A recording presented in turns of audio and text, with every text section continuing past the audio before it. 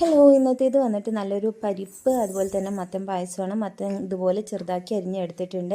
എന്നതിന് ശേഷം കുക്കറിലോട്ട് ഞാൻ കഴുകി വൃത്തിയാക്കി വെച്ചിട്ടുള്ള ചെറുപയർ പരിപ്പ് ഇട്ടിട്ട് നല്ലതുപോലെ ഒന്ന് റോസ്റ്റ് ചെയ്തെടുക്കുന്നുണ്ട്. അതിലോട്ട് നമ്മളുടെ മത്തൻ കഷ്ണങ്ങൾ ചേർത്തി കൊടുത്തതിന് ശേഷം പാകത്തിനുള്ള വെള്ളവും കൂടി ഒഴിച്ചിട്ട് സിമ്മിൽ വേവിച്ചെടുക്കുന്നുണ്ട് കേട്ടോ.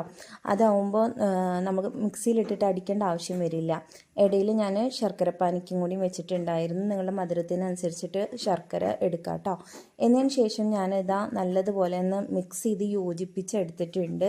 അപ്പോൾ തന്നെ നല്ലതുപോലെ ഒട്ടഞ്ഞ് വന്നിട്ടുണ്ട് കേട്ടോ. അതിലേക്ക് ശർക്കരപ്പാനി അതുപോലെ തന്നെ പാകത്തിന് ഒരു നുള്ളു ഉപ്പ് പിന്നെ ഏലക്കയും കൂടി ചേർത്തിട്ട് നല്ലതുപോലെ ഒന്ന് തിളപ്പിച്ചെടുക്കുന്നുണ്ട്. അതിലേക്ക് പാലും കൂടി ചേർത്ത് ഒന്ന് തിളപ്പിച്ചെടുത്തതിന് ശേഷം നെയ്യിൽ വറുത്തിട്ടുള്ള തേങ്ങാക്കൊത്തും കൂടി ചേർത്ത് ഇളക്കുന്നുണ്ട്. ഇത്രയേ ഉള്ളൂ, സിമ്പിളായിട്ടുള്ള പായസം റെഡി. എല്ലാവരും ട്രൈ ചെയ്ത് നോക്കണം. ഇടയ്ക്ക് വെച്ചിട്ട് കറണ്ട് പോയായിരുന്നു കേട്ടോ. അതാണ് വിഷ്വലൊന്നും